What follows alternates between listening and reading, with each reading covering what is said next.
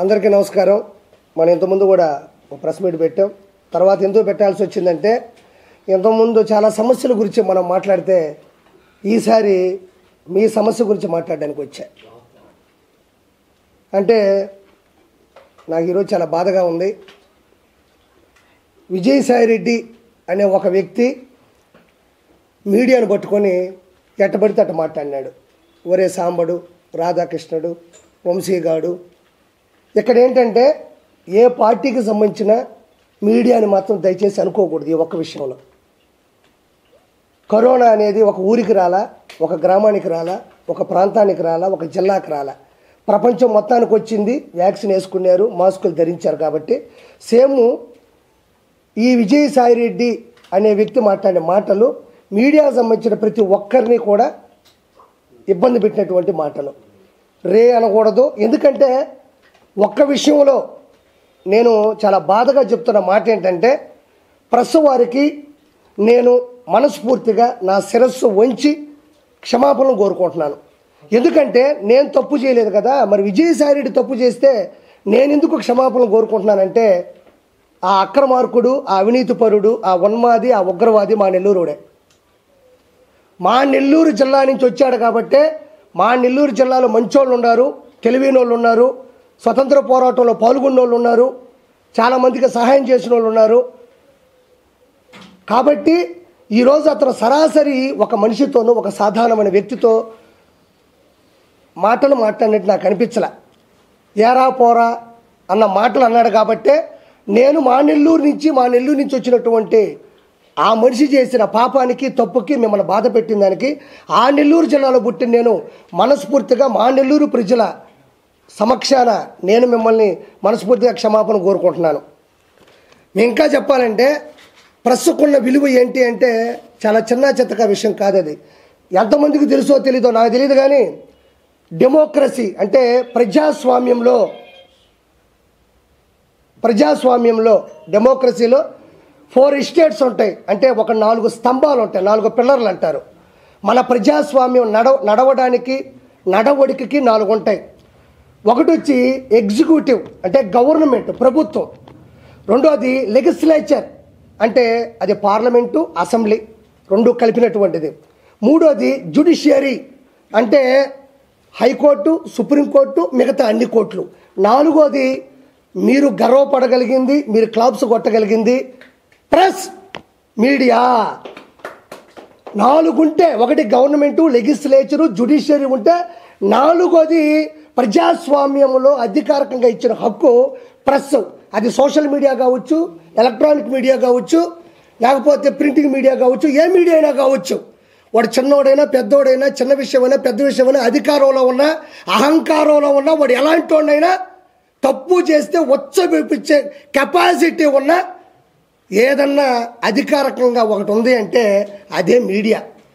ఈరోజు కిరాకార్పి స్థాయికి వచ్చాడంటే చేపల పులుసు, నెల్లూరు పెద్దరెడ్డి చేపల పులుసు పెట్టినా, నేను ఎంగేజ్మెంట్ చేసుకున్నా, జబర్దస్త్లో ఉన్నా, బయటకు వచ్చినా, పొలిటికల్గా మాట్లాడినా, ఈరోజు నేను బయటికి వెళ్తే ఒక్కొక్క వీడియో ట్రెండింగ్లో ఉందంటే నా హావభావాలు కావచ్చు, నా ఆలోచనలు కావచ్చు, నా అగ్రెసివ్ కావచ్చు జనాలకు తెలుస్తుందంటే మా అమ్మో, మా నాయనో, నా భార్య చెప్తే జనాలకు తెలియదు.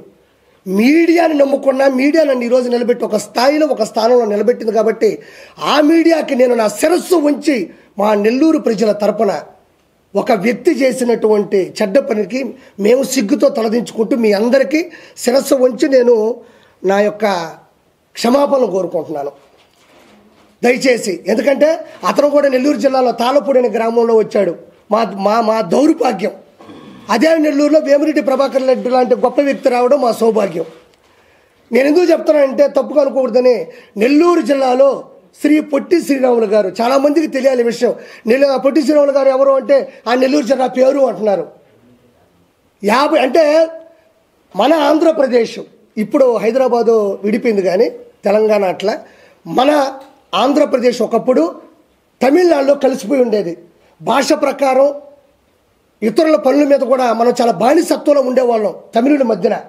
ఆ టైంలో నెల్లూరులో పుట్టిన పొట్టి శ్రీరాములు గారు సబర్మతి ఆశ్రమం దగ్గరికి వెళ్ళి, అంటే ఆయన భార్య, ఆయన కూతురు చనిపోయారు, ఆయనకి మనస్సు చెలించిపోయింది, ఇంకా చేసేదేమీ లేక అన్నదమ్ములకి అమ్మకి ఆస్తులు ఇచ్చేసి సబర్మతి ఆశ్రమంకి వెళ్ళి ఉప్పు సత్యాగ్రహంలో పాల్గొంటే ఆయన అకుంఠిత దీక్ష పట్టుదల చూసి గాంధీ గారు ఒక మాట అన్నారు, ఒక 10 మంది పొట్టి శ్రీరాములుగాన ఈ ప్రజాస్వామ్యంలో ఉంటే ఏడాదిలో స్వతంత్రం తేవచ్చు అన్నాడు. అలాంటి గొప్ప వ్యక్తిని కన్న నేల మా నెల్లూరు. తర్వాత స్వతంత్రం వచ్చిన తర్వాత ఆయన అడిగాడు అంతకుముందు గాంధీ గారిని, నెహ్రూ గారిని, సార్ నేను స్వతంత్ర ఉద్యమంలో పాల్గొంటాను, నేను ప్రాణాలైనా వదిలేస్తాను, కానీ రాగానే మా ఆంధ్ర రాష్ట్రం కూడా తమిళుల మధ్య నలిగిపోతుంది, మాకు కూడా సపరేట్గా ఒక స్వతంత్రాన్ని ఇచ్చి మాది ఒక సపరేట్గా ఒక రాష్ట్రాన్ని చేయండి అంటే ఓకే అన్నారు. ఆ తర్వాత ఇవ్వకపోతే బంకు పట్టి తట్టుకోలేక జార్జి టౌను అన్నాపిల్లై వీధి చెన్నైలో కూర్చున్నాడు. ఒక్కరోజు కాదు 2 రోజులు కాదు, ఇది మామూలు దీక్ష కాదు. పచ్చి మంచినీళ్ళు కూడా తీసుకోకుండా, అన్నం కూడా తీసుకోకుండా ఒత్త గాలితోనే 1 రోజు కాదు 2 రోజులు కాదు 3 రోజులు కాదు ఏకదాటిగా 58 రోజులు అస్థి పంజరాలు బయటపడిపోయి మలమూత్ర విసర్జనలు కిందకు వచ్చే మలమూత్ర విసర్జనలు కూడా రివర్స్ అయిపోయి నోటుకుండా ముక్కుకుండా చెవులుకుండా వస్తుంటే ఎర్రికాకలు పెట్టేవాడు. చాలామంది అతనికి నిమ్మరసమో నీళ్ళు పోసి లేపుదాం అనుకున్నా కూడా ఆయన తగ్గల, మొగ్గుబొట్టు పట్టాడు, నాకు తమిళనాడు నుంచి మా ఆంధ్ర రాష్ట్రాన్ని సపరేట్ చేయండి అన్నాడు. ఆఖరికి 58 రోజుల తర్వాత అస్థి పంజరాలతో కూడి ఎముకల మీద పురుగులు పారాడుతూ ఉన్నా కూడా చివరి శ్వాస వరకు పోరాడి చనిపోయిన తర్వాత మన ఆంధ్ర రాష్ట్రం సపరేట్గా ఒక రాష్ట్రంగా ఫామ్ అయింది. దానికి ముఖ్య కారకుడు శ్రీ పొట్టి శ్రీరాములు, నెల్లూరు జిల్లా శ్రీ పొట్టి శ్రీరాములు గారు. అదేవిధంగా ఇది ఇంతెందుకు చెప్పాల్సి వస్తుందంటే ప్రసకున్న విలువ మా ఊళ్ళో జరిగిన తప్పుడు ఉద్దేశాలు చెప్తున్నా. పొచ్చలపల్లి సుందరయ్య గారు తన చిన్న వయసు అంటే తన తక్కువ జాతి వాళ్ళని ఇంట్లో అన్నం పెట్టకపోతే అడిగి బయటికి వెళ్ళిపోయి వాళ్ళకి తనతో పాటు పక్కన కూర్చోబెడితే కానీ నేను తిన్ను అని ఆ వయసులోనే సుందరరామరెడ్డిని పేరు నుంచి రెడ్డి తీసేసి అందరితో పాటు సమానత్వం ఇచ్చిన వ్యక్తి. అదేవిధంగా ఆయన కమ్యూనిస్టు భావజాలు కలిగినవాడు, అందరూ సమానంగా ఉండాలి, సమానంగా బతకాలి, సమాంతరంగా న్యాయం ఉండాలనుకున్న ఒక వ్యక్తి. 3వ పాయింట్ ఏంటంటే ఆయనకి పెళ్ళయిన తర్వాత ఆయనకి పిల్లలు పుడితే ఎక్కడ తన భావాజాలానికి తన కమ్యూనిస్టు సంబంధించినటువంటి ఆలోచనలకి సరిగ్గా నడవడిక ఉండదు, వాళ్ళు ఏదైనా తప్పు చేస్తే మన స్వార్థం కోసం మన పద్ధతులు మార్చుకుంటామేమో అనుకొని ఆయన తన భార్యకి పెద్ద ఆపరేషన్ చేయించేశాడు. అంటే అంత గొప్ప వ్యక్తి సుందరయ్య గారు. మీకు తెలియని విషయం కాదు, ఇక్కడ కూడా ఉంటాయి స్టాచ్యూలు కూడా. పొచ్చలపల్లి సుందరయ్య గారు, ఆ తర్వాత దోపగంట రోషమ్మ గారు సంపూర్ణ మద్యపాన నిషేధం కోసం ఆ రోజుల్లోనే తన 2 పిల్లకాయలు సారాయి ముందు దాగి కొట్టుకుంటుంటే మా ఇంట్లోనే ఇట్టుందే పరిస్థితి, మిగతా ఇళ్లలో ఎలా ఉందని చెప్పి ఆడవాళ్ళందరినీ నడుము బిగించి హైదరాబాద్ తీసుకొచ్చి ఎన్టీ రామారావు గారి దగ్గర వాగ్దానం చేయించుకొని ఆ తర్వాత ఎన్టీ రామారావు గారు గెలవగానే మొదటి సంతకం పెట్టిందే సంపూర్ణ మద్యపాన నిషేధం దోపగుంట రోషమ్మ గారు. అంటే ఆడది గడప దాటమే కష్టం అనుకున్న రోజుల్లో చేసిన పని. ఆ తర్వాత వేమిరెడ్డి ప్రభాకర్ రెడ్డి గారు కొన్ని కోట్ల రూపాయలు ఖర్చు పెట్టి ఉచితంగా స్కూళ్ళు కానీ విద్య ఈరోజు 130 వాటర్ ప్లాంట్లు కుల మతాలకు అతీతంగా చేస్తూ ఉన్నాడు. ఈరోజు కోట్ల రూపాయలు ఖర్చు పెట్టాడు. ఈరోజు మీకు తెలియని విషయం ఏంటంటే ఈ అక్రమార్కుడు, ఈ దుర్మార్గుడు, ఈ అవినీతి పరుడు పోటీ చేసింది ఎవరి మీదో కాదు, అదే నెల్లూరులో ఉండే దేవుళ్ళ లాంటి మనిషి వేమిరెడ్డి ప్రభాకర్ రెడ్డి గారి మీద 2,60,000 ఓట్లతో ఒక ఎంపీగా ఆయన గెలవడం అంటే చిన్న చితక విషయం కాదు. ఆయన మీద ప్రేమ, ఇతని మీద ద్వేషం. ఆయన సతీమణి కూడా 54,000 ఓట్లతో కోవూరు ఎమ్మెల్యేగా కూడా గెలిచారు. అంటే మా నెల్లూరు అంత గొప్పోళ్ళు వచ్చారు, ఇంతవరకు చూడనటువంటి ఇలాంటి దౌర్భాగ్యుడు కూడా మాకు వచ్చాడు. మీ ప్రెస్ వాళ్ళని అనేది ఇలా మాట్లాడకూడదనేది నాకు చాలా బాధగా అనిపిస్తూ ఉన్నది. అందుకని నేనే కోరుకున్నా. ఇంకా అలాంటి వ్యక్తుల్ని ఆల్రెడీ ఆపేసే ప్రయత్నాలు కూడా వస్తున్నాయి. కాబట్టి ఇది విషయం. ఇంకా రెండోది ఏంటంటే నాకు 2 ప్రశ్నలకి సమాధానం కావాలా. వైఎస్ జగన్మోహన్ రెడ్డి ఇప్పుడు ప్రతిపక్ష నాయకుడిగా ఉన్నాడు. ఏంటంటే ఈ మధ్యన ఒక ఇష్యూ నడిచింది. శాంతి గారు అని ఒక ఆవిడ వచ్చారు, ఆయన హస్బెండ్ పేరు మదన్ మోహన్ గారు. తర్వాత మన విజయసాయి రెడ్డి, రంగంలోకి వెళ్తే సుభాష్ రెడ్డి, నలుగురి మధ్యన ఒక స్టోరీ నడుస్తూ ఉంది.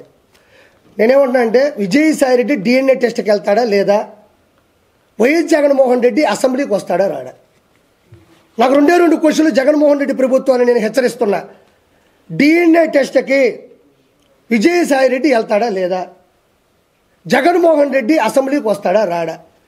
ఇప్పుడు ఒక నిమిషం అండి, మా ఇంట్లోనో లేదా పక్కింట్లోనో ఇంకో పక్కింట్లోనో లేదా ఇంకొక చోట ఏదో ఆడవాళ్ళతో ఒక సమస్య జరిగింది, ఒక వ్యక్తి వచ్చాడు, ఇలా జరిగింది, విజయసాయి రెడ్డి అనే వ్యక్తి నా భార్య నాతో అనిందండి శాంతి గారు, ఏమనిందంటే ఆయనకి పిల్లలు లేరు కావాలని ఏదో ఒక ఇష్యూ నడిచింది, అది మళ్ళీ ప్రత్యేకించి చెప్పి ఆడవాళ్ళ విలువను కానీ ఆడవాళ్ళ గురించి తప్పుగా మాట్లాడడం చిత్రీకరించడం నాకు నచ్చట్లే.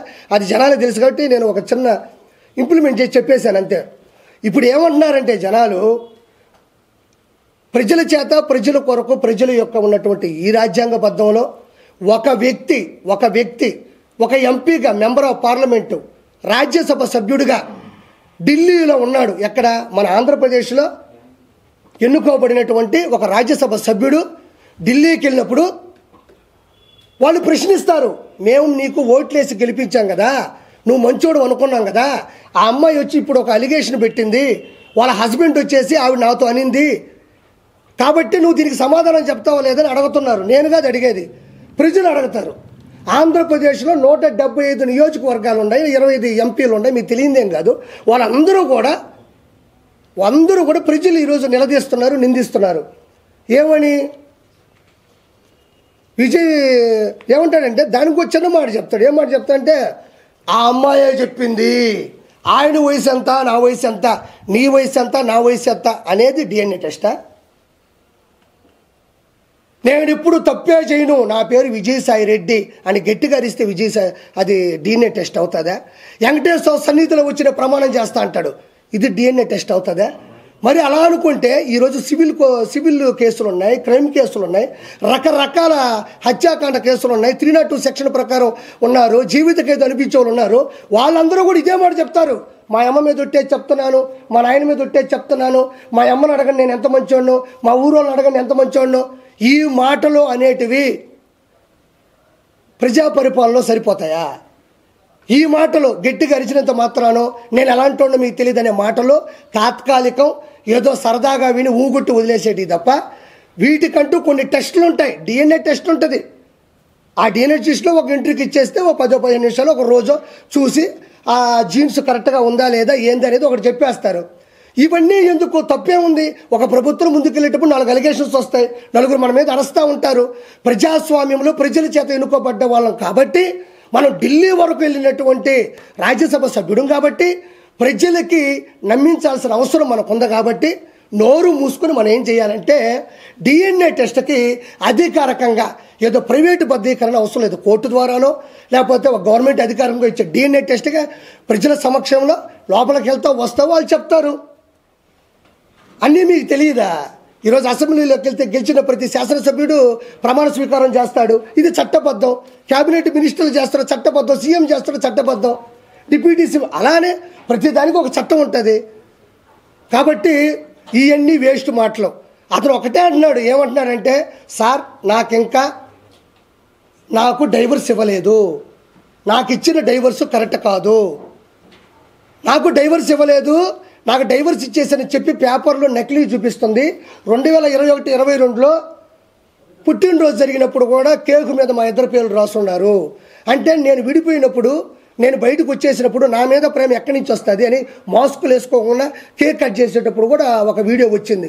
అంటే ఇవన్నీ కూడా ఎవరికైనా అర్థమైపోతుంది ఇది కరెక్ట్ అని. ఎందుకంటే ఒక భర్త వచ్చేసి 2 ఆడపిల్లకాయలు పెట్టుకొని భార్యని నిలదీసి బయట పెడితే పరువు పోదా? ఇప్పుడు 2 పిల్లకాయలు ఆడపిల్లలే కదా, వయసుకు వస్తున్నారు. కాబట్టి ఖచ్చితంగా విజయసాయి రెడ్డి అనే వ్యక్తి 100% ఆల్రెడీ నిందితుడు. ఆల్రెడీ కొత్తగా నిందించాల్సిన అవసరం లేదు. ఆల్రెడీ విజయసాయి రెడ్డి అనే వ్యక్తి A2గా ఉన్నాడు, అక్యూజ్డ్ 2. ఒక ఎవరే పర్లేదు వాడి పెట్టి మళ్ళీ దాన్ని ఎత్తుక్కోలేదు, ఇప్పుడు వచ్చిందో లేదని ప్రింట్. ఓకే డన్, సరదాగా. ఇప్పుడు నేను ఒకటి అంటున్నా, ఆల్రెడీ A2 ఇతను ఆల్రెడీ పోయి చెప్పకూడదు తిన్నాడు, సెంట్రల్ జైల్లో చెప్పకూడదు తినేసి వచ్చినాడు. అలాంటి వ్యక్తి ఇది చేసుంటాడని ఎవరైనా నమ్ముతారు. కాబట్టి డిఎన్ఏ టెస్ట్కి ఖచ్చితంగా అటెండ్ అవ్వాలి. డిఎన్ఏ టెస్ట్కి విజయసాయి రెడ్డి ఇప్పుడు కూడా పెట్టాడు ఒకటి, నాకు ఏ మహిళతోనూ అక్రమ సంబంధాలు లేవు. ఇప్పుడు పెట్టాడు, ఒకసారి చూసుకోండి. ఇందాక ట్వీట్ చేసినట్టున్నాడు మన ప్రభు, చూసుకోండి. తనకు ఏ పరాయి మహిళతోనూ అక్రమ సంబంధాలు లేవని విజయసాయి రెడ్డి తెలిపారు. వెంకటేశ్వర సన్నిధిలో వెంకటేశ్వర నాశనం చేసిందే వీళ్ళు, వెంకటేశ్వర కొండని నాశనం చేసిందే ఈ వైఎస్ఆర్సీపీ ప్రభుత్వం. మళ్ళీ వెంకటేశ్వర సన్నిధికి వెళ్తాడంట, వెంకటేశ్వరని భయపెట్టిందే వీళ్ళు. వెంకటేశ్వర కొండని కూల్చిందే వీళ్ళు మళ్ళీ వెంకటేశ్వర సన్నిధికి వెళ్తారంట. ఎందుకంటే ఎగిస్తంటే 11 వచ్చినాయి, ఈసారి కానీ పోయినాడంటే మళ్ళీ ఎగిస్తంటాడు. తర్వాత వచ్చి అమ్మాయి నాకు కూతురుతో సమానం అన్నాడు. ఇవన్నీ వేస్ట్ మాటలు. నేను కూడా చెప్తా, మాటలు చెప్తే అవో, పళ్ళు కావాలా. ఎవరో ఒక ఇంట్లో జరుగుంటే వాళ్ళు పడతారు, కోర్టుకు వెళ్తారు, ప్రపంచానికి తెలిసేది కాదు. ఈయన రాజ్యాంగబద్ధంగా ఇప్పుడు చేయాలా. ఇంకోటి, విజయసాయిరెడ్డి ఇంత పెద్ద పొరపాటు చేసి ఇంత పెద్ద అలిగేషన్ జరుగుతుంటే, వైఎస్ఆర్సీపీకి ఇంత పెద్ద డ్యామేజ్ జరుగుతుంటే జగన్మోహన్ రెడ్డి ఆడున్నాడు. జగన్మోహన్ రెడ్డి దీని గురించి ఎందుకు మాట్లాడడం లేదు? ప్రెస్ గురించి అంత రేపో గీయని మాట్లాడుతూ ఉంటే, ఏమండి అది పెద్ద తప్పు అండి, మీరు తప్పు చేశారు, ప్రెస్ వాళ్ళకి క్షమాపణ చెప్పాలని కూడా ఏ మాట అతను అనలేదు. అంటే ఆ ఉన్మాది ఇంకా మారలేదు. ఇంకోటి కూడా నేను చాలా గట్టిగా చెప్తున్నా, విజయసాయిరెడ్డి ఖచ్చితంగా ప్రెస్కి కంపల్సరీ క్షమాపణ చెప్పి తీరాలా. దీని మీద ప్రెస్ వాళ్ళు కానీ మీ యూనిటీ కూడా చాలా గట్టిగా ఉంటుంది. పిఆర్ వాళ్ళ సమక్షంలో కానీ మీరు చేసే పద్ధతి కానీ మీరు నిలదీస్తారు. అదే మీకే సమస్య వచ్చినప్పుడు మీరు చెప్తూ కొట్టినంత సమాధానం ఇవ్వకపోతే ఇది ప్రతి ఒక్కరికి ప్రెస్ అనేది చులకనయ్యే అవకాశం 100% ఉంది. నేను దయచేసి ప్రెస్ సమక్షంలో ప్రెస్ ముందు మాట్లాడుతున్నా, దయచేసి విజయసాయిరెడ్డి అనే ఒక ఏటు, ఒక దొంగ, ఒక అవినీతిపరుడు, ఒక అక్రమార్కుడు ఆంధ్ర రాష్ట్రాన్ని సమూలంగా నాశనం చేయడంలో కంకణం కట్టుకున్న విజయసాయిరెడ్డి, లక్షల కోట్లు అడ్డగోలుగా సంపాదించిన విజయసాయిరెడ్డి ప్రెస్కి 100% ఇక్కడ ఒక పార్టీ ప్రెస్ కాదు, ఓవరాల్గా చూస్తే ప్రెస్ ఇది. మీ మనోభావాలు చాలా వరకు దెబ్బతిన్నాయి కూడా. దయచేసి అతని దగ్గర క్షమాపణ చెప్పించేంత వరకు మీరు గట్టిగా ఉండాలని మనస్ఫూర్తిగా నేను మీ తరపున కోరుకుంటున్నా. ఆ తర్వాత YS Jaganmohan Reddy A1 A2 అయిపోయింది. A1 ఈరోజు వినుకొండ అనే ఒక ఊర్లో ఒక రషీద్ అనే అబ్బాయిని, జిలా అనే అబ్బాయి నడి రోడ్డు మీద చంపేసిన తర్వాత వెంటనే మన గురువు గారు మంచి కాన్వాయ్ వేసుకొని జబర్దస్త్గా గబగబ వచ్చాడు. ఆడికి వెళ్ళాడు, లోపలికి వెళ్ళాడు. జగన్మోహన్ రెడ్డి వచ్చాడు, దిగాడు, లోపలికి వెళ్ళాడు, బయటకు వచ్చి ప్రెస్ పెట్టాడు. ఏడవరకే మనం మాట్లాడదాం, కథంతో తేలిపోద్ది. జగన్మోహన్ రెడ్డి వచ్చేటప్పుడు ఆయన కాన్వాయ్లో ఉండే ఒక బండి బాగాలేదంట, కావాలనే దిగి ఇంకో బండి ఎక్కడం. అంటే నన్ను సరిగ్గా చూసుకోవడం లేదు, నన్ను పట్టించుకోవడం లేదు, నన్ను వీళ్ళు చంపేద్దాం ట్రై చేస్తున్నారు. అదే బండి చంద్రబాబు నాయుడు గారు 2014 నుంచి 2019 ఉన్న, 19 నుంచి 24 ఉన్న, ప్రతిపక్ష హోదాలో ఉన్న అందరూ వాడినట్టు బుల్లెట్ ప్రూఫ్ కారే అది. మనం గెలవాలా. ఇప్పుడు ప్రతిపక్ష హోదా కావాలన్నా 18 సీట్లు కావాలా. మనం అలాంటి కాన్వాయ్ కావాలన్నా మనం గెలవాలా. మనం గెలవకుండా మనకు కావాలా అంటే కుదరదేడా. ఐఏఎస్ ఉంటుంది, ఐపీఎస్ ఉంటుంది, ఇక్కడ ఎమ్మెల్సీ ఉంటుంది, లేకపోతే మన ఎమ్మెల్యే ఉంటుంది, మెంబర్ ఆఫ్ లెజిస్లేటివ్ అసెంబ్లీ ఉంటుంది, లేదా మెంబర్ ఆఫ్ లెజిస్లేటివ్ కౌన్సిల్ ఉంటుంది. దానికి తేడా ఉంటుంది. మనం గెలవడంలోనూ, ప్రజల చేత ఎన్నుకోబోవడంలోనూ, మన మెజారిటీ వల్ల మనకు వచ్చేటువంటి స్థాయి ఉంటుంది తప్ప, మనం గబగబా దిగేసి ప్రాంక్ వీడియోస్ చేస్తారు చూడు, గబగబా ఈ బండి దిగి ఆ బండి ఎక్కినంత మాత్రాన జగన్మోహన్ రెడ్డి చెప్తున్నా, నీకు ఎవడు కొత్త బండి ఎవడు, ప్రభుత్వం ఏదైతే నియమిస్తుందో ఆ బండే ఇస్తారు నీకు. ఒకటో పాయింట్, దాన్ని జనాల ముందు ఫోకస్ చేయడం. నన్ను అంటే ప్రజలు ఒక చోట ఉంటే మనోడు ఉడికెత్తిపోతాడు. ప్రజలు ఒక చోట ఉన్నాడంటే ఉడికెత్తిపోతాడు ఆ ఉన్మాది. ఎట్ట ఉడికెత్తిపోతాడంటే వాళ్ళ ముందు చేయాలి. అంటే వాళ్ళ ముందు చేస్తే కదా, అమ్మో జగన్మోహన్ రెడ్డికి బండి తీసేసి ఆ బండి ఇచ్చారు, ఆ బండిలో చంపేస్తారేమో అందుకని ఇంకో బండి ఎక్కాడు అనేది అక్కడ చిత్రీకరించడానికి ట్రై చేశాడు. ఇది ఒకటో పాయింట్, జనాలు తెలుసుకోవాలా. రెండో పాయింట్, వచ్చిన తర్వాత ఏం చేశాడు, బండి డోర్ తీసి చక్కగా నోరు ఓపెన్ చేసి ఇలా పెట్టి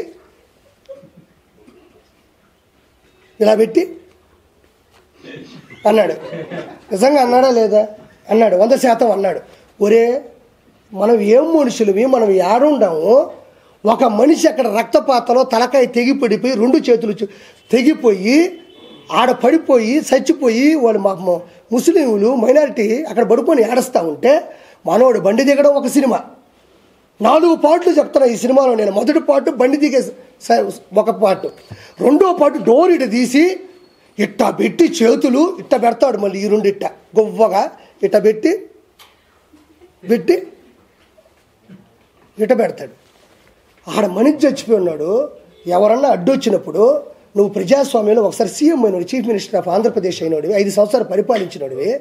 అక్కడ అంత పెద్ద విపత్తు జరిగినప్పుడు వాళ్ళ అమ్మ నాయన అక్కడ కూర్చొని ఏడుస్తుంటే, నిజంగా నువ్వు మనిషి అయి ఉంటే, నిజంగా జగన్మోహన్ రెడ్డి నిజంగా మనిషి అయి ఉంటే ఫస్ట్ నువ్వే కదా డోర్ తీసింది. నీకు కూడా పోలీస్ సెక్యూరిటీ ఉంటుంది కదా. నీ బండి మీద అడ్డంగా ఎవడిచ్చి పడిపోతాడు? నువ్వు కావాలనే డోర్ తీయడం, కావాలనే బండి తీయడం, దాని మీద జనాలు పెట్టడం, నా రేంజ్ ఇది కాదు అని చెప్పడం. ఇది ఎప్పుడు చెప్పాలబ్బా? ఏదైనా క్యాంపెయిన్ జరిగేటప్పుడు, ఎలక్షన్స్ ముందు రోజో, లేకపోతే ఒక శుభకార్యానికి వెళ్ళేటప్పుడు, లేకపోతే ప్రజల కోసం వెళ్ళి మాట్లాడేటప్పుడు, సభలకు వెళ్ళేటప్పుడు చేస్తారు. మనిషి చనిపోయి విపత్తుతో ఉన్నప్పుడు చేస్తారా? అక్కడ కూడా ప్రమోషనే. ఇది నాస్తాయి, ఇది నాస్తాయి, ఇది నాస్తాయి. రెండో సినిమా అయిపోయింది. దాన్ని సాక్షి పేపర్లు ఏం పెట్టారు తెలుసా? జగన్కి క్రేజ్ ఏమాత్రం తగ్గలేదు. వినుకొండలో విపత్తు, జగన్ హాజరు. ఇది 9వ 10వ ఈ తమ్నీలు. జగన్ క్రేజ్ ఏమాత్రం తగ్గలేదు. ఎవడైనా మనిషి అన్నాడు, మృగజాతి పుట్టాడు తప్ప, ఇదిగా తప్ప ఎవరైనా మనిషి అన్నాడు విపత్తులో వినుకొండలో ఒక సంచలనం జరిగితే జగన్ క్రేజు ఏమాత్రం తగ్గలేదు అని ఎక్కడైనా ఏ పేపర్లోనే వేస్తారా, ఏ టీవీలోనే వేస్తారా? ఒకసారి యూట్యూబ్లో తొంగి చూడండి ఒకసారి. అది ఎంతవరకు సమంజసం? ఇందుకు గత అతను ఓడిపోయింది, ఇందుకు గత అతను 11 సీట్లు వచ్చింది. ఇంకొకటి 3వ సినిమా, లోపల పోయాడు, లోపల డ్యాన్స్ వేస్తుంది, లోపల గుండెకాయ కొట్టుకుంటుంది. జగనన్న జగనన్న జనమంతా నీ వెంటే. జగన్ ఉంటే ఆడిపోయినారు. జనమంతా నీ అంటుంటే 11 సీట్లు ఎందుకు వచ్చినాయి నీకు? ఆడ కూర్చున్నాడు. ఆడ కూర్చోకొని వాళ్ళందరినీ పెట్టుకొని, మైండ్ చెడిపింది ఆ మనిషికి, పెట్టుకొని ఇంకా స్టార్ట్ చేశాడు. ఏం కాదమ్మా, నీ కొడుకుకి న్యాయం జరుగుతుంది. నేను ప్రతిపక్ష హోదా లేకపోయినా ప్రతిపక్ష నాయకుడిగా ఉన్నాను, నేను పోరాడతాను, నేను నిలదీస్తాను, నీ బిడ్డ పోవడం నాకు బాధగా ఉంది. ఆడిపోయి అమ్మ ఒడమ్మా మనిషికి 15,000 అన్నాడమ్మా, ఒకరికి 15, ఇద్దరికి 30 చెప్తారా? వాళ్ళకి అర్థం కాదు, నోరు తెరుచుకొని చూస్తూ ఉన్నారు. అతను కూడా ఏమన్నా ఏడుస్తాడేమో, అతను కూడా ఏడిస్తే మనం కూడా పైన పడిపోయి ఏడద్దామో. బాధ ఉంటలే ఎవరికైనా, బాధ ఉంటలే ఎవరికైనా. మనం కూడా అమ్మ నాయన చచ్చిపోయినప్పుడు తట్టకని ఎవరిని వస్తే పైన పడి ఏడ్చేస్తాం. వాళ్ళంతా బాధ తప్ప హృదయంతో ఉంటే ఇతను పోయి మనిషికి 15,000, ఇంకోటికి 30-45,000 అన్న. వాళ్ళు బెత్తరపోయి చూస్తున్నారు. ఈయన్ని ఏడెందుకు చెప్తున్నాడు అంటే అతనికి ఎక్కడ ఏం మాట్లాడాలో తెలియనంత మనస్తాపానికి గురైపోయినాడు. మనస్సు చెలించిపోయింది. ఒక సైకో అయిపోయినాడు. అతను ఎర్రగడ్డ మెంటల్ హాస్పిటల్ చేర్పించడంలో ఎటువంటి సందేహం లేదు. DNA టెస్ట్ తర్వాత జగన్మోహన్ రెడ్డి మానసిక టెస్ట్ కూడా చేయాలా, ఇది 100% అయిపోయింది. అక్కడికి పోయి ఎవరైనా అమ్మఒడి గురించి మాట్లాడతారా? దాని తర్వాత బయటకు వచ్చాడమ్మా. బయటకు వచ్చినప్పటి నుంచి వణకుతున్నాడు ఆ మనిషి.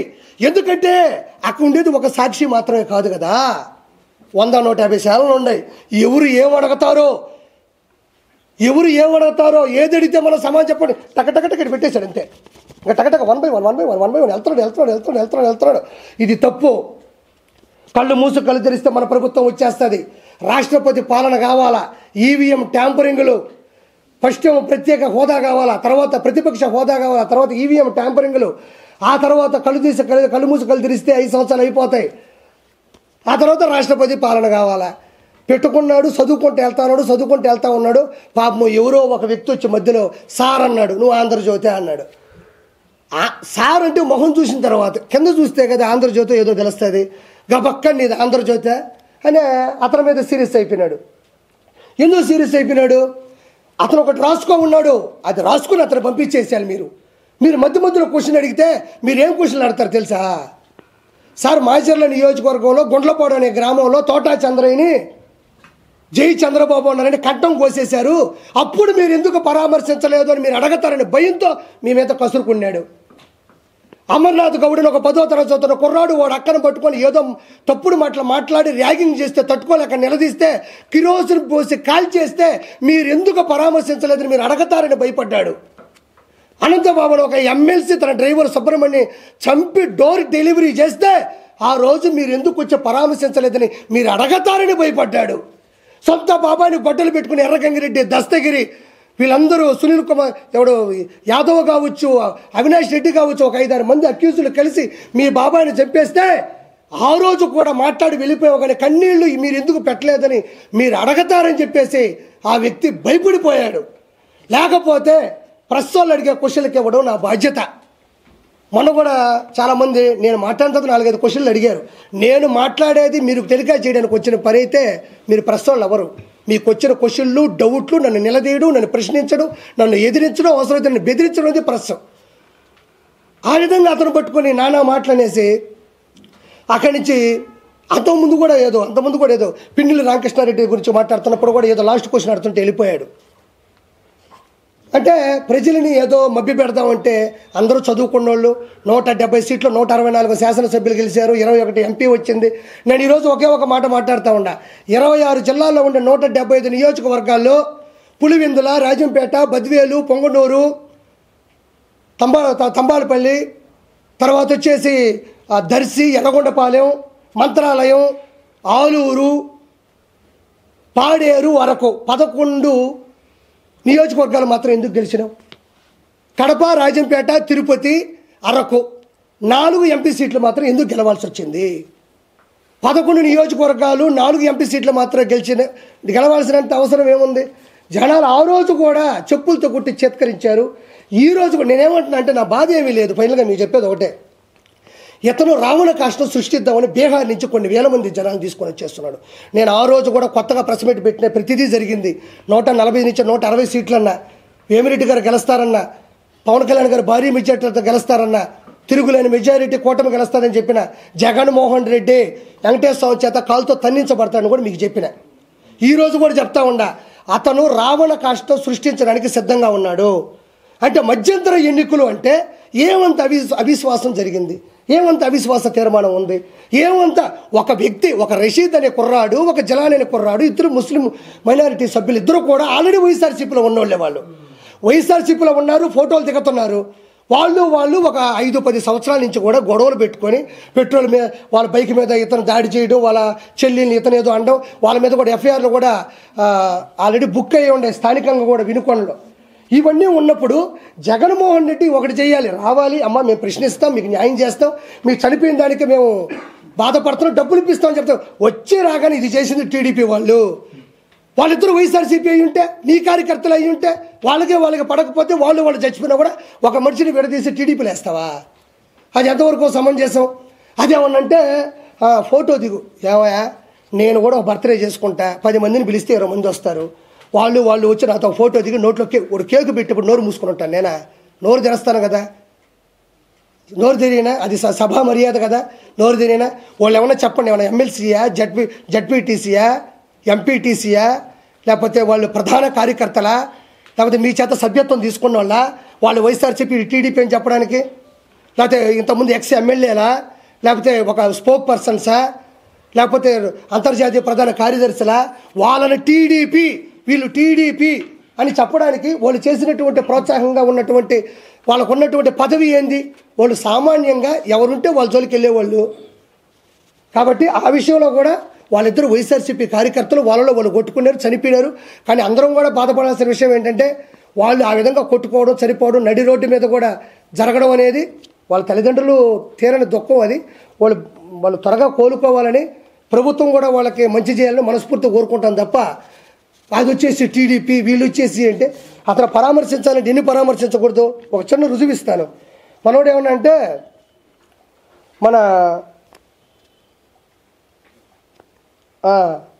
మనం ఏమన్నా అంటే అక్కడ కేకు తినిపిస్తూ ఉన్నాడు, అక్కడ లోకల్ ఎమ్మెల్యే అనుకుంటా, ఎమ్మెల్యేనో ఎవరు ఓ ఫంక్షన్కి వెళ్ళినప్పుడు కేకు తినిపిస్తూ ఉన్నాడు. ఆ కేకు తినిపించాడంటే ఇది ఏమిటిది అన్నాడు. గుర్తుందా? ఏమిటిది అన్నాడు. అంటే కేకు తినిపిస్తున్నప్పుడు వాళ్ళ మనుషులే కదా అన్నాడు. ఈరోజు చూడండి, ఇతను వచ్చి సునీల్ కుమార్ యాదవ్, ఇది బాగా చూడండి ఒకసారి. ఈవిడ వచ్చి భారతీరెడ్డి గారు, జగన్మోహన్ రెడ్డి గారు సతీమణి. వచ్చిందా?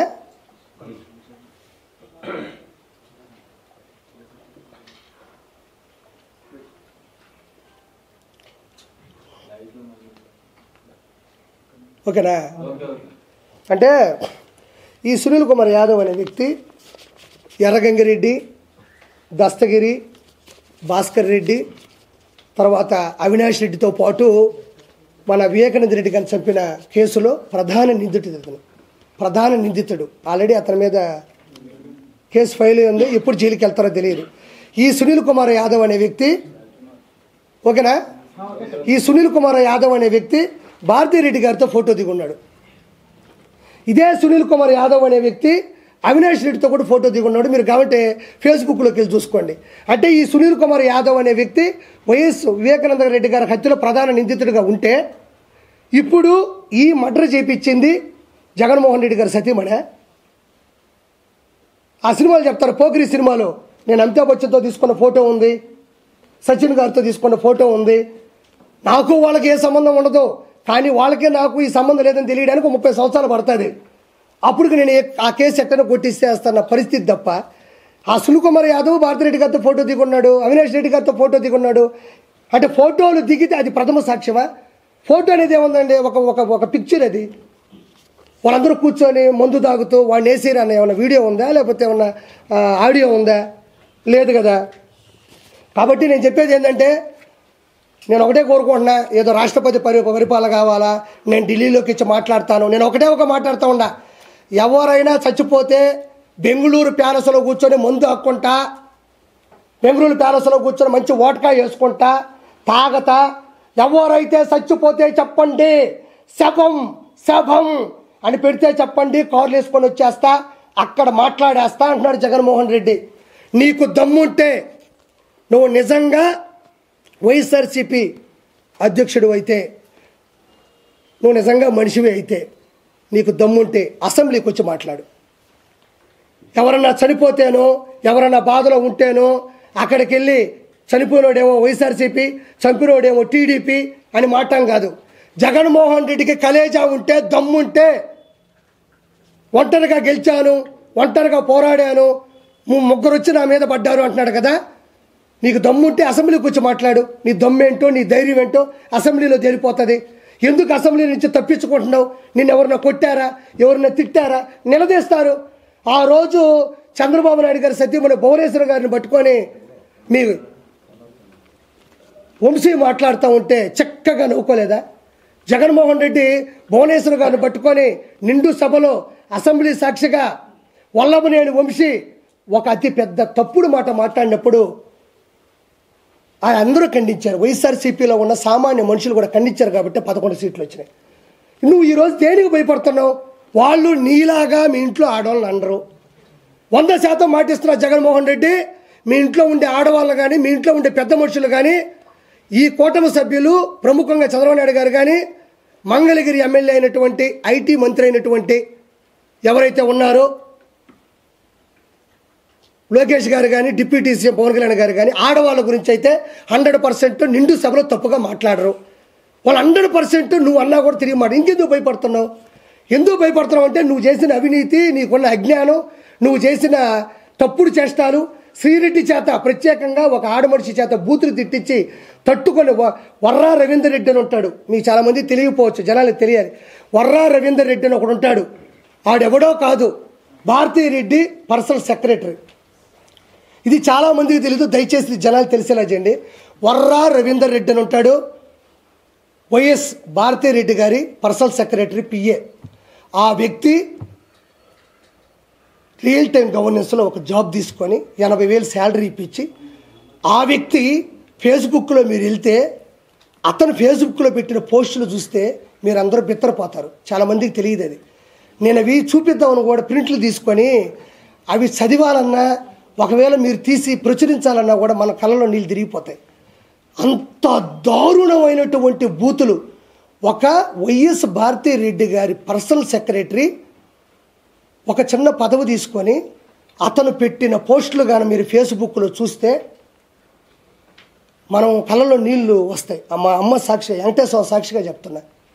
నేను వెంకటేశ్వర అన్నానంటే నేను తప్పు చేస్తే నాశనం అయిపోతా, ఆయనలాగా నాశనం అయిపోవాలని ధైర్యం నాకు ఉంది. వర్రా రవీందర్ రెడ్డి అని ప్రజలందరికీ చెప్తున్నా. ఫేస్బుక్లోకి వెళ్ళి మీరు చూస్తే ఆ బూతులు గాన మీరు చూస్తే, మనం మగాళ్ళం కదా, మనం అందరం ఎక్కడో ఇక్కడ కలిసినప్పుడు సరదాగా ఏదో 2-3 అంటాం కదా, మనం అసలు పనికిరాం. ఆ బూతులు చూస్తే మీకు కళ్ళల్లో నీళ్లు ఆగవు. అంత దారుణమైనటువంటి బూతులు. అదే భారతీరెడ్డి పిఏగా ఉన్న ఒక పర్సనల్ సెక్రటరీగా ఉన్న ఒక వర్రా రవీందర్ రెడ్డి ఏమన్నా ఒక ఇంట్లో ఒక పేపర్లో వేసాడా, ఒక ఇంటి ముందు పాంప్లెట్ పంచాడా, ఫేస్బుక్లో పెట్టాడు, సోషల్ మీడియాలో పెట్టాడు. ఒక సోషల్ మీడియాలో పెట్టిన పోస్టులు ప్రపంచం మొత్తం వెళ్తాయని మీకు తెలియదా? వైఎస్ఆర్సీపీ గవర్నమెంట్లో అథారిటీగా సోషల్ మీడియాలో కొంతమంది ఉంటారని తెలియదా? అది భారతిరెడ్డి గారికి తెలియదా? మన పర్సనల్ సెక్రటరీ ఇంత దారుణంగా పెడతాడు, మీరు ఎందుకు మందలించలేదు? ఎందుకంటే మీరే ప్రోత్సహించారు.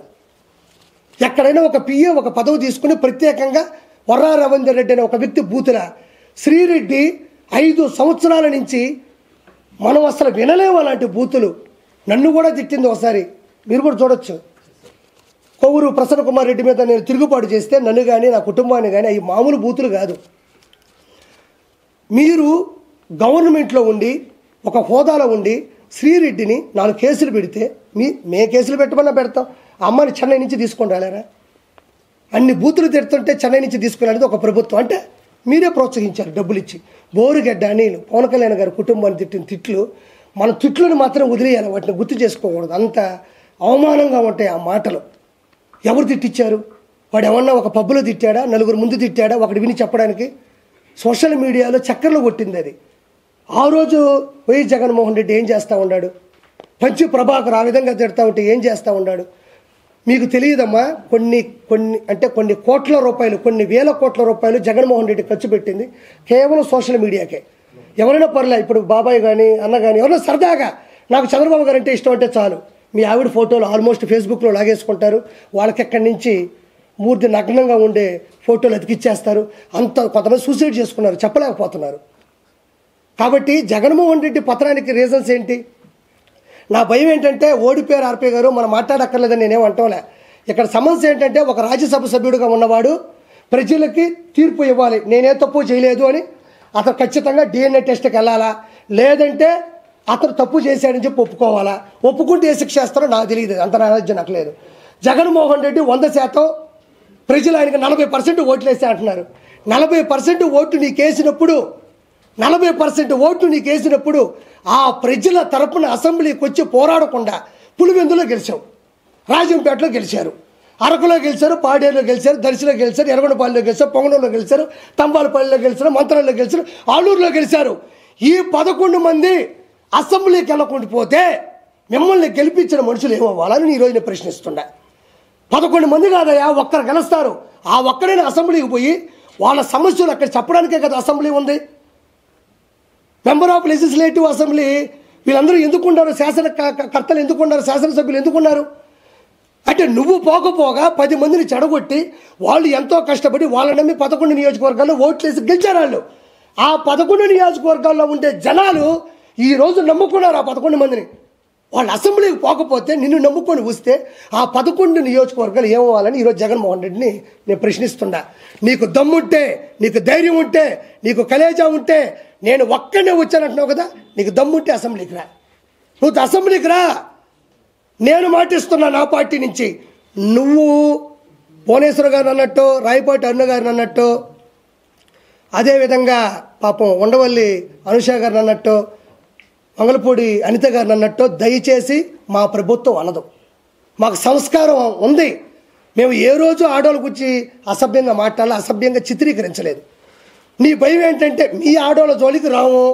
ఒకటే మందల రాజకీయంలో నువ్వేం తప్పు చేసావు, నువ్వేమో అగాజ అంటే ఎంత అజ్ఞానంగా ప్రవర్తించావో, ఎంత దారుణాలు చేశావో వాళ్ళు ప్రశ్నిస్తారు.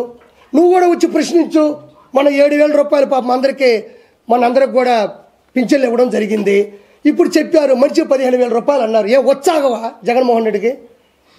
షుగర్ ఏ లెవెల్లో ఉందో నాకు అర్థం కావడంలే. జస్ట్ నెల 10-15 రోజులైందమ్మా. మొన్నే పాపం 14-15 లక్షల కోట్ల రూపాయలు అప్పు పెట్టి ప్రజాధనాన్ని ప్రజలకు చాలామంది తెలియదన్నా, ఈ భూమి మీద పుట్టిన ప్రతి ఒక్కడికి భూమి మీద ఒక హక్కు ఉంటుంది. కొండలు ప్రకృతి వనరులే. ఋషికొండ దేవుడి సన్నిధితో సమానం. 7 ఋషుల పైన యాగాలు చేశారంట. తిరుమల కొండ నాశనం చేశాడు. ఒక కొండ లేదు, ఒక ఇసుక లేదు. ఈరోజు రోడ్లు మీకు వేయలేదని మీరు ఫీల్ అవుతున్నారు. రోడ్లు వేసేసారని సంతకాలు పెట్టి ఎప్పుడు వేల కోట్లు లక్షల కోట్లు డబ్బులు తీసేసుకున్నారు. మీరు ఏ అభివృద్ధి జరగలేదని ఫీల్ అవుతున్నారో జనాలు, ఆ అభివృద్ధి జరిగిపోయినట్టు అందులో సంబంధించినటువంటి అధికారుల చేత సంతకాలు పెట్టి ఆ డబ్బుల్ని పంచేసుకున్నారు. కొన్ని లక్షల, ఒక్క విజయసాయి రెడ్డి దగ్గర 5 లక్షల కోట్ల రూపాయల డబ్బులు ఉంది. కాదు అంటే నేను తప్పు చేశానంటే నా మీద కేసు పెట్టమను. నేను మొన్న కూడా చెప్పా, రోజా దగ్గర 3,000 కోట్ల రూపాయలు ఉంది అని చెప్పాను నేను. ఉంది. ఎన్ని ఇసుక, ఎంత దౌర్జన్యాలు, ఎన్ని దందాలు, ఎన్ని రిజిస్ట్రేషన్లు, ఎన్ని కానుకలు. ఈరోజు 5 లక్షల కోట్ల రూపాయలు బ్లాక్ మనీ ఒక విజయసాయిరెడ్డి దగ్గర ఉంది. విజయసాయిరెడ్డి ఎవరండి? ఒక చార్టెడ్ అకౌంట్. అంతేనా? ఒక చార్టెడ్ అకౌంట్. ఎక్కడి నుంచి వచ్చింది ఈ పదవి? కేవలం ఇతని లెక్కలన్నీ అతని దగ్గర ఉన్నాయి, అతని లెక్కలన్నీ ఇతని దగ్గర ఉన్నాయి. అతని లెక్కని ఇతను తేల్చేస్తాడంటే కుదరదు. కాబట్టి మనోడికి డైరెక్ట్గా ప్రత్యక్ష రాజకీయాలు గెలవలేడు. కాబట్టి ఏదో నామినేటెడ్ పోస్ట్ ఇవ్వాలి కాబట్టి మెంబర్ ఆఫ్ పార్లమెంటు, ఎగువ సభ, రాజ్యసభ ఇవ్వడం జరిగింది. అంటే నేను ఒకటే చెప్తున్నా, ఈరోజు పోలవరం అవ్వాలి అంటే 1,00,000 కోట్లు కావాలంటే ఈ 1,00,000 కోట్లు నేను చెప్పిన 10 మంది దగ్గరే ఉంది. ఒకడేమో అంటాడు నాకు పోలవరం అర్థం కాలేదు అంటాడు, పోలవరం జనాలకు అర్థం కాదంటాడు. ఎందుకు అని అడిగితే నాకు అర్థం కాలేదంటాడు. ఒరే నాయన, మేము జబర్దస్తులో ఈ జోకులు ఎన్నో వేసాం. మేము జబర్దస్తులో ఇలాంటి జోకులు కొన్ని కోట్లు వేసాం, 16 రేటింగ్ చూసాం. ఈరోజు ఈ స్థానం ఉందన్నా, ఇంకోటి ఉందన్నా మాకు జబర్దస్తే, నేనే కాదనలేదే. నేను వాదించింది సంస్థ మీద, జబర్దస్త్ షో మీద కాదు. మేము ఇలాంటి జోకులు జబర్దస్తులు ఎన్నో వేసేసాం. ఒకడంటాడు ఐటీ పరిశ్రమలు తీసుకురాలేదంటే నేను ఫారిన్కి వెళ్తే నాకు చలి తగులుతుంది, నాకు పెదాలన్నీ పగిలిపోతాయని ఒకడంటాడు, అదొక జోకు. ఒకడేమో పోలవరం అనేది ఎవరికి అర్థం కాదు, ఎందుకంటే నాకు అర్థం కాదంట. అంటే ఏంది ఇది? ఒక జల వనరుల అభివృద్ధి శాఖ మంత్రి, ఒక ఇరిగేషన్ డిపార్ట్మెంట్ మినిస్ట్రీ ఇస్తే ఈ విధంగా మాట్లాడతారా? ఏముంది అక్కడ పోలవరం అర్థం కాకపోవడానికి? కృష్ణా అనేది గోదావరి అనుసంధానం కలపగలిగిందే పోలవరం అంటారు. ఏలూరు జిల్లాలో పోలవరం ఒకటి ఉంది. ఇది పూర్వం 1941 సంవత్సరం వెంకటకృష్ణ అయ్యంగారు ఎవరు ఒక ఆయన వచ్చి, సార్ గోదావరి జలాలు అనవసరంగా నీళ్లు వెళ్ళి బంగాళాఖాతంలో కలిసిపోతుండాయి, ఇదొక్కటి దయచేసి కొంచెం టైం అయినా నాకు ఇస్తాను, నేను మనస్ఫూర్తిగా ప్రస్తావన కోరుకుంటున్నా. నేను ఈరోజు పోలవరం గురించి ఒక 4 మాటలు చెప్తాను. నాకు తెలిసింది, చాలామందికి ఇది తెలియదు. పోలవరం అంటే ఏమీ లేదండి, ఏమీ లేదన్న విషయం వైఎస్ఆర్సీపీకి కూడా తెలుసు. ఎందుకంటే డబ్బులన్నీ ఎత్తేసారు. ఏమి ఉన్నదా? ఏముంటుందా? పోలవరం అనేది ఏంటంటే కృష్ణా నది, గోదావరి నది, ఈ రెండింటినీ కలుపుతూ ఒక ప్రాజెక్ట్ చేయాలి, ఒక డ్యామ్ కట్టాలి, ఒక రిజర్వాయర్ కట్టాలి. రిజర్వాయర్ అంటే రిజర్వ్, నిల్వ ఉంచడం అంటారు. గోదావరి నది అనేది పైన ఉంటుంది, కృష్ణా నది కింద ఉంటుంది. గోదావరి నది దగ్గర లెక్కలేనన్ని నీళ్లు, కొన్ని లక్షల ఎకరాలు సాగు. అంటే ఒకటి కాదు పంట, 2 పంటలు ఇచ్చు, 3 పంటలు కూడా ఇచ్చు. అన్ని నీళ్లు పైనుంచి వచ్చే నీళ్లు, వర్షధారాల నుంచి వచ్చే నీళ్లు ఆ గోదావరిలోకి వచ్చి మనం అడ్డుకట్ట వేయకపోవడం వల్ల, దాన్ని అడ్డుగా ఏమీ పెట్టలేకపోవడం వల్ల వచ్చే నీళ్లు వచ్చినట్టు తెలిపి సముద్రంలో కలిసిపోతున్నాయి. ఆ నీళ్ళని మనం ఒక రిజర్వ్ చేసుకొని, ఒక ఆనకట్ట కట్టుకొని, ఒక డ్యామ్ కట్టుకుంటే ఆ నీళ్ళని అలా ఆపగలిగితే, ఆ నీళ్ళని మనం ఏం చేస్తామంటే దానికి అడ్డంగా వాలు కట్టుకుంటే ఆ నీళ్ళని 2, ఒక లెఫ్ట్ కెనాలు, ఒక రైట్ కెనాల్ అని 2 రకాలు ఉంటాయి. ఆ నీళ్ళని 2 వైపులకు మళ్ళిస్తే ఒక పక్క విశాఖపట్నం ఒక 3 లక్షల ఎకరాలకి సాగునీళ్ళు ఇవ్వచ్చు, తాగునీళ్ళు ఇవ్వచ్చు, కర్మాగారాలకి, పరిశ్రమలకు కూడా మనం నీళ్ళు ఇవ్వచ్చు. ఇటు నుంచి కృష్ణాకు పంపించవచ్చు, కృష్ణాకు కూడా కొన్ని లక్షల నీళ్ళని పంపించవచ్చు. అంటే నీళ్లు ఎక్కువగా ఉన్నటువంటి గోదావరి నుంచి నీళ్లు తక్కువగా ఉండే కృష్ణాలో పంపించి ఆ నీళ్ళని ప్రజలకి పంచడం. కాకపోతే ఇక్కడ సమస్య వచ్చిందంటే ఇది చిన్న విషయమే కదా, చేయొచ్చు కదంటే ఏమీ లేదండి. ఈ గోదావరి నీళ్ళు ఏవైతే వెళ్ళిపోతున్నాయో ఆ నీళ్ళకి అడ్డంగా ఒక డ్యామ్ కట్టాలి. ఆ డ్యామ్ కట్టాలంటే అది చాలా దూరం లోతు, అంటే బంకమట్టి, ఇసుక, అంటే గట్టి ఏదైతే మనం దృఢంగా ఉండే నేల ఉంటుంది కదా, ఆ నేల చాలా లోతులో ఉంది. అక్కడికి వెళ్ళి ఆ భూమి మీద మనం గోడ కట్టాలా, ఆనకట్ట కట్టాలా. ఇప్పుడు దాని మీద కట్టాలంటే అవ్వదు కదా. అప్పుడు ఏం చేయాలంటే అది అవ్వదు కాబట్టి ఇలా వెళ్తున్న నీళ్ళు ఏవైతే ఉన్నాయో వృధాగా, దానికి డయాఫామ్ వాల్ అని ఒకటి కట్టి ఆ నీళ్ళని ఇటు మరల్చి ఇక్కడ ఆనకట్ట కట్టాల. ఇటు వెళ్తున్న నీళ్ళకి అడ్డుగా ఒక గోడ కట్టి ఇట్ట తిప్పి నీళ్ళని ఇక్కడ ఒక ఆనకట్ట కట్టాల. అంటే ఇది పూర్తి చేసి ఆ నీళ్ళకి ఆనకట్ట కట్టి దానికి గేట్లు పెట్టి చేయాలా. 2 పక్కల 2 కెనాలు కట్టాలా. ఇది ఇది అర్థం కాకపోవడానికి ఏముంది ఇట్లా అర్థం కాకపోతే ఇటు పోయి నేను ఇటు ఆపినావు ఆన్లైన్ ఎటు తిప్పినావు ఈ ఆనకట్ట కట్టావు గేట్లు ఎత్తినావు నీళ్ళు పోయినాయి కృష్ణాకి ఇటు పోయినాయి ఇంక ఇట్లా ఆలోచించడానికి ఏముంది అర్థం కాకపోవడానికి ఏముంది డబ్బులు సరిపోవట్లేదు అనే దానికి ఓకే రాష్ట్ర బడ్జెట్ ఎలా ఉందో మనకు తెలుసు తెలియకపోవచ్చు కాబట్టి ఫైనల్గా కోరుకునేది ఏంటంటే ఇక్కడ రాష్ట్రం రావణ కష్టంలో ఆయన ఎదురు చూస్తున్నాడు కాబట్టి ప్రజలందరూ కూడా చాలా వరకు చైతన్యం అవ్వాలా వీళ్ళందరూ ఆగడాలు కూడా అతి తక్కువ సమయంలోనే మూసేసే ప్రయత్నం జరుగుతూ ఉంది కాబట్టి ఇది నేను చెప్పాలనుకుంటుంది ఏటు విజయసాయి రెడ్డి మర్యాదగా వెళ్ళి ప్రజాస్వామ్యంలో ఉండవు కాబట్టి DNA టెస్ట్ చేయించుకోవాలా రెండోది అసెంబ్లీకి జగన్మోహన్ రెడ్డి రావాలా ఇవి రెండు రాగలిగితే ఎంతో కొంత మిమ్మల్ని జనాలు విశ్వసిస్తారు నేను కూడా చెప్తాను 2029లో నాకు తెలిసే వైనాట్ 175 కూటమి ఈరోజు చెప్తున్నాను నేను ధైర్యంగా మీరు చేసే ప్రయత్నాలు మీరు చేసే చేష్టలు ఇదే విధంగా ఉంటే వైనాట్ 175 రెండు ఇచ్చాడు ఒకటి మధ్యలో మైనస్ కొడితే 0 ఇంతటితో కథం అడగండి మీరు అడగండి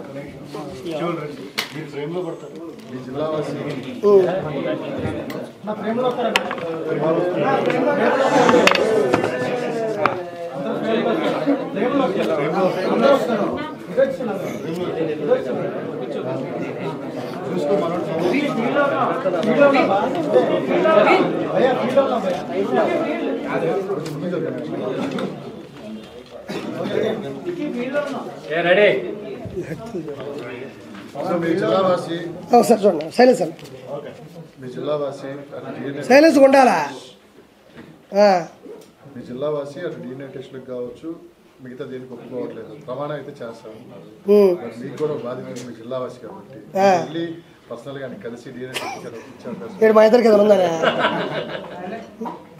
పర్సనల్గా ఏం చెప్పలేదనా ప్రజాస్వామ్యంలో ఉన్నాడు అది పెద్ద ఇష్యూ అయింది వైరల్ అయిపోయింది 100% ఆయన ఏమంటున్నా అంటే నేను ఇంతవరకు ఆవిడ దగ్గర నేను డైవర్స్ తీసుకోలేదండి రేపు ఏదన్నా బిడ్డ పుడితే రేపు నాకు పుట్టాడని చెప్పేసి నా ఆస్తుల భాగానికి వస్తారు నాకు భయంగా ఉంది కాబట్టి తను ఎవరికి పుట్టారు చెప్పేస్తే నేను ఈ ఇష్యూ తీసుకుని డైవర్స్ తీసుకుని వెళ్ళిపోతానని చెప్తున్నాడు నాకు ఆస్తులు అంతస్తులు ఏమొద్దు అంటున్నాడు ఇంకో మధ్యలో ఒక మాట చెప్పాలా ఇప్పుడు 2,60,00,000 2,50,00,000 పెట్టి ఆవిడ ఒక విల్లా కొనుక్కునింది 100% విల్లా కొనుక్కుంది ఆధారాలతో సహా పట్టుబడింది ఆయనే చెప్తున్నాడు నేను 1,60,00,000 పెట్టుకొని బ్యాగు పట్టుకొని వచ్చాను నాకు ఇద్దరు కూతురు పుట్టారు కాబట్టి నాకు ఆయన చెప్పేశాడు ఒప్పుకునేశాడు రేపు కేసు వస్తే ఆయన కూడా జైలుకి వెళ్తారో వేరే విషయం 1,60,00,000 బ్లాక్ మనీ విజయసాయి రెడ్డి ఇస్తే మొగుడు తీసుకెళ్ళి ఇచ్చాడు అందులో 60 లక్షలు సతీమణి సునంద గారు ఇచ్చారంట ఆయన ఒప్పుకుంటున్నాడు విజయసాయి రెడ్డి ఇంట్లో 60 లక్షల రూపాయలు బ్లాక్ మనీ మదన్ మోహన్ గారికి ఇచ్చారంట ఇదొక కేసు తేలాల ఇది ఇప్పుడు ఏంటంటే ఎవరికి పుట్టారు ఏ పిల్ల పుట్టి ఈ కాదు ఇప్పుడు ముఖ్యం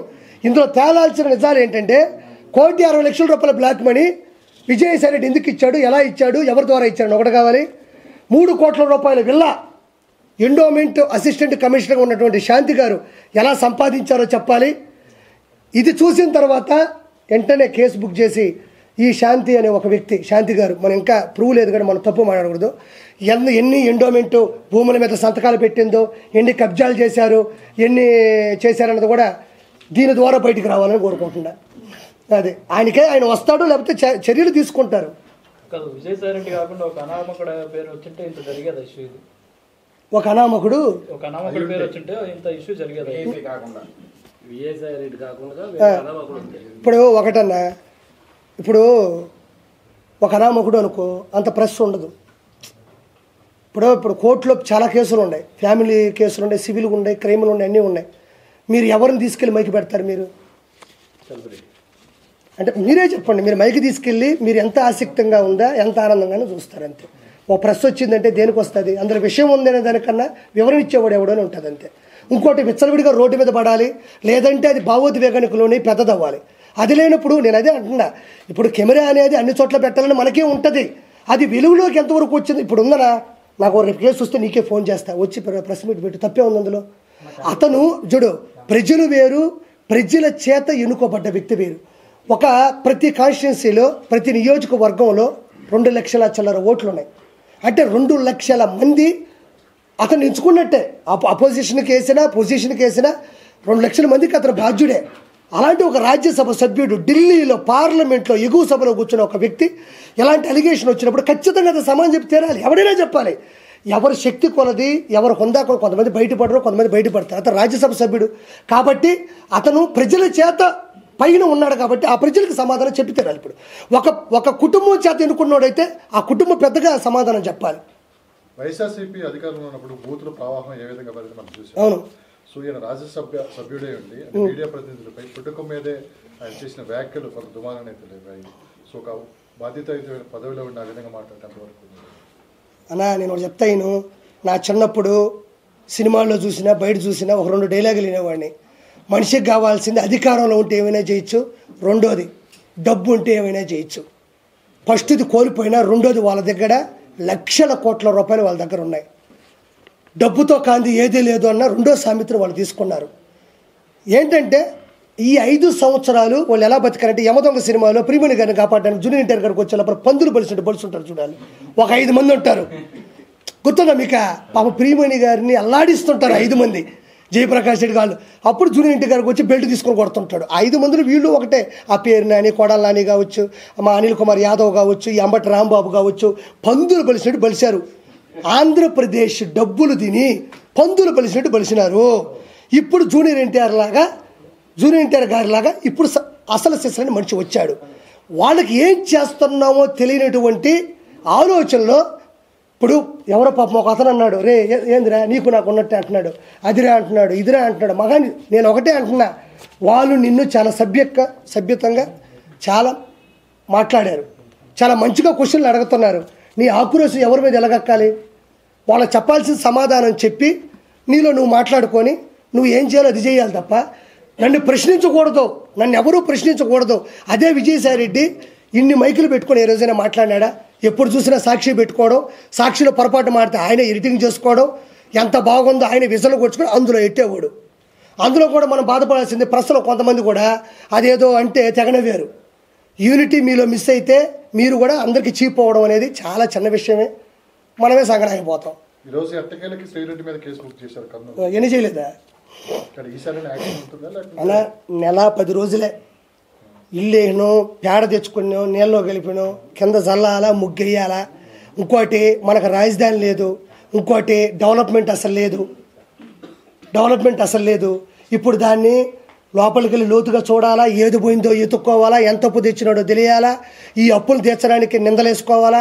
ఇప్పుడు వెంటనే దుష్టుల్ని సంహారం జరగాల, ఒక పక్క ఇది చేయాలా, ఒక పక్క పరిశ్రమలు తేవాలా, ఇంకో పక్క ఈ పరిశ్రమలు చెడగొడదామని చెప్పేసి ఇలాంటివి దౌర్భాగ్యంగా చేస్తున్నాడు కావాలనే. పరిశ్రమలు వస్తే ఎక్కడెక్కడ ఎదుగుదల ఉండదేమో ఈ విధంగా నరుక్కుంటున్నారు. రేపు ఏదైనా సమ్మెలు జరిగిందంటే, మన కార్మిక పరిశ్రమ పడిపోయిందంటే, పరిశ్రమ అంటే 10 మంది పనిచేస్తారనా? ఒక పరిశ్రమ వస్తుంది, ఐటీ పరిశ్రమ. ఈ విధంగా నరుక్కుంటా సమ్మెలు చేసుకుంటా ఉంటే లక్షల కోట్లు పెట్టుబడి పెట్టి లక్షలు సంపాదించాలనుకున్న ఏ పరిశ్రమ మూతపడిందంటే ఆ పరువు పోద్దనుకుంటారు. ఇలా అసభ్యంగా ఇలా మైలేజ్ తగ్గిస్తూ ఉంటే ఏం జరుగుతుంది మీకు తెలియదు ఏముంది. కాబట్టి పరిశ్రమలు మీరు నమ్మరుగానే వాళ్ళు నిజంగా చాలా దృఢమైన సంకల్పంతో ఉండరు, తండ్రి కొడుకులు ఇద్దరు కూడా. వాస్తవంగా నాకు తెలిసింది చెప్తాను, నేను పార్టీ సభ్యుని కాదు. వాళ్ళు పరిశ్రమలు తెస్తున్నారు, మంచి మంచి పరిశ్రమలు. ఈ విధంగా ఈ పనులు చేయడం వల్ల కొంచెం వాళ్ళు ఇబ్బంది పడుతున్నారు. నేను అందుకే అంటున్నా, ప్రజలు ఉత్తేజితమయ్యి తల్లిదండ్రులకు ప్రతిరోజు మనం చెప్తానే ఉండాలి. అధికారంలోకి వచ్చి 30 రోజులు అవుతుంది, 30 మర్డర్లు జరిగాయి ఆంధ్రప్రదేశ్లో. ఇది లోకేష్ గారు రెడ్ బుక్ లో ఉన్న స్క్రిప్ట్ ప్రకారం జరుగుతుందని చెప్పి వినిపిస్తున్నాం. రెడ్ బుక్ అంటే ఏందన్నా? ఎర్ర పుస్తకం అంటే ఏందన్నా? దానికి చెప్పలేదు సమాధానం. ఏదో పెద్ద ఈయన కాబట్టి సాధించాడు ఎర్ర పుస్తకం. రెడ్ బుక్ అంటే ఏంటంటేనమ్మా, రెడ్ బుక్ అంటే ఏంటంటే ఏముంటుంది, ఎవడైతే తప్పు చేశాడో లా ప్రకారం బయలా వాళ్ళని కేసులు పెట్టంటే ఏదో తోసి కాదు, ఏ తప్పు చేస్తారో ఆ తప్పుని వెలికి తీసి వాళ్ళకి శిక్షించడం. సోషల్ మీడియాలో ఇప్పటి వరకు మనం చూస్తుంది ప్రభుత్వం వచ్చి ఇంకా నెల 15 రోజులు అవలా, కానీ క్రైమ్ రేట్ ఎక్కువ పెరిగిపోయింది ఆంధ్రప్రదేశ్ లో. గల్లీలో మర్డర్లు జరిగిపోతున్నాయి అని ఇలాంటి ప్రాపగాండా ఎక్కువ జరుగుతుంది. ఇది ఎంతవరకు నిజం ఉందంటారు? నేను చెప్తున్నానండి, చనిపోయే ప్రతి వ్యక్తి వెనక జగన్మోహన్ రెడ్డి రాక్షసత్వం ఉంటుంది. జగన్మోహన్ రెడ్డి గంజాయి ఇచ్చి మనుషులను చంపించేసి అతనే వచ్చి పరామర్శిస్తాడు. ఎప్పటి వరకు జరిగిన వినాలా, ఎక్కడ వరకు అడగ వినాలా, అది వచ్చి అందరం కలిసి మాట్లాడదాం. ఒకటి చెప్తున్నా, నా మాట నమ్మండి, ఎప్పటి వరకు జరిగిన ప్రతి హత్యలో జగన్మోహన్ రెడ్డి రాక్షసత్వం ఉంది, జగన్మోహన్ రెడ్డి ప్లాన్ ఉంది. జగన్మోహన్ రెడ్డి కోసం ప్రాణాలు ఇవ్వడానికి సిద్ధంగా ఉన్నారో లేదో నాకు తెలియదు, కానీ వాళ్ళ ప్రాణాలని బలి తీయడానికి జగన్మోహన్ రెడ్డి సిద్ధంగా ఉన్నాడు. మనం 2 గ్లాసులు తాగితేనే పిల్లల దగ్గర చెప్తూ కొట్టించుకుంటాం, ఏం మాట్లాడో మనకే అర్థం కాదు. అలాంటిది గంజాయి తాగితే వాడు ఏం ప్రవర్తిస్తాడో, వాడు ఎలా ప్రదర్శిస్తాడో మనం 4 రోజులు ఉంటుందంట ఒక గంజాయి తాగితే, అంతేసుకుంటే నోట్లో. అలాంటిది కత్తితో నరకుతున్నా కూడా బాధ భయం ఉండదు. ఆ రక్తం చూస్తే మన కళ్ళు తిరగవు. మనం ఏదో పబ్జీ ఆడినట్టో ఏదో ర్యాపిడ్ ఫైర్ ఆడినట్టే ఉంటుందంట. అది నాకు కూడా తెలియదు, నేనే ఇప్పుడు తాగలేదు. జాతీయ స్థాయిలో ఇది తీసుకొని పోవడానికి రేపు ఢిల్లీలో కూడా ధర్నా చేస్తారు. ఎవరు? నేను కూడా చెప్తా, ఢిల్లీ మా నాయింది మా చిన్న అయింది, నాది అయిపోద్ది. అదే మాటలు 100 చెప్తా, నా పోయినాటు 175 అన్నాడు. ఏదే యాడికి పోయినాడు?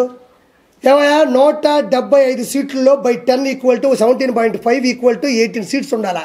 10% సీట్లు మనం గెలిస్తే ప్రతిపక్ష హోదా వస్తుంది. అది రాజ్యాంగంలో ఏ చిన్నపిల్లలు అడిగినా చెప్తాడు. నాకు ప్రతిపక్ష హోదా కావాలని ఆడస్తాడు కింద పడి.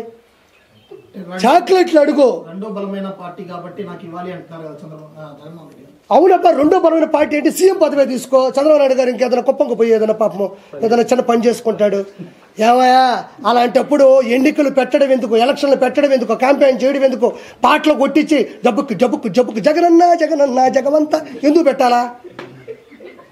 బలమైన పార్టీ అయితే నువ్వే ప్రెస్ మీట్ పెట్టుకొని, నువ్వే ఒక అసెంబ్లీ కట్టుకొని, నువ్వే మీ వాళ్ళని పెట్టుకొని డబ్బులు వేసుకొని కొట్టుకో. ప్రతిపక్ష హోదా అంటే బై 10% సీట్లు ఉంటేనే వస్తారు. అతనికి వచ్చిన 11 సీట్లకి కనీసం తెలంగాణ అసెంబ్లీలకు కూడా ప్రతిపక్ష హోదా లేదు అతనికి. నిన్న కారులో వెనకుండా జగన్ గారు వెళ్తున్నప్పుడు కారు దిగి అక్కడ ప్రజలందరికీ ఆయన సంబంధించిన అభివాదం తెలిపారు. దాన్ని మీరు వెకిలిగా 10 సార్లు ఎట్లా ఎదుర్కొంటున్నారు? దీనికి సమాధానం ఎవరు వెకిలిగా అన్నారు? అతను వెకిలిగా చేశాడు కాబట్టి నేను వెకిల్ అన్నా. ఇప్పుడు నీ పేరు ఏంది?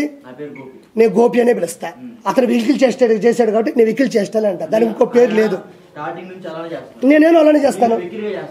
ఒక మనిషి గురించి విమర్శించేటప్పుడు, ఒక మనిషి గురించి పరామర్శించేటప్పుడు ఒక మాట మాట్లాడుతున్నా. అదే చంద్రబాబు నాయుడు గారిని పట్టుకొని మాట్లాడలేదా? ఆయన శరీరం గురించి మాట్లాడలేదా?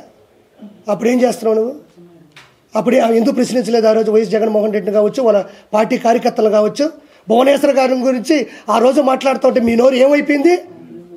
నేను ఈరోజు ఆయన చేసే విధానాన్ని చూపిస్తే రక్తం మరిగిపోతుంది. ఆ రోజు భువనేశ్వర్ గారిని పెట్టుకొని నిండు సభలో ఒక ఆడ మనిషిని సంస్కారంగా మాట్లాడిన వ్యక్తులు ఆ రోజు వల్లభనేని వంశీ మాట్లాడిన మాటలు నా నోటుకుండా చెప్పాలా? ఆ రోజు ఎందుకు ప్రశ్నించలేదు? ఒక బాడీ ఇలా చేస్తాడంటేనే రక్తం మరిగిపోతున్నప్పుడు ఆడవాళ్ళ గురించి మాట్లాడుతున్నప్పుడు ఏం చేస్తున్నావు నువ్వు? ఆ రోజు జగన్మోహన్ ముందాగావా? ఆంధ్రప్రదేశ్కు ముందా పడుకున్నావా ఏంది? రాయపోటు అరుణ గారి గురించి వర్రా రవీంద్ర రెడ్డి పెట్టి కామెంట్లు చూపిస్తా, వాడికి సమాధానం చెప్పు. రా నా పక్కన కూర్చో, ఇద్దరం కూర్చున్నాం. శ్రీరెడ్డి పెట్టిన బూతులు నీకు నేను వినిపిస్తా. నువ్వు జస్ట్ నేను ఎలా అంటేనే నీ ఫీల్ అయిపోయినప్పుడు ఆడ మనిషిని అవయవాల గురించి, ఎస్పెషల్లీ రొమాన్స్ గురించి నేను ఇట్టంటే వచ్చిందా? రా నేను చూపిస్తా. నువ్వు నేషనల్ మీడియాని తీసుకొస్తావు, నువ్వు నాతో ఎదురుగా కూర్చో, నేను మాట్లాడడానికి ఒక్కదాని సమాధానం చెప్పు నాకు చూద్దాం.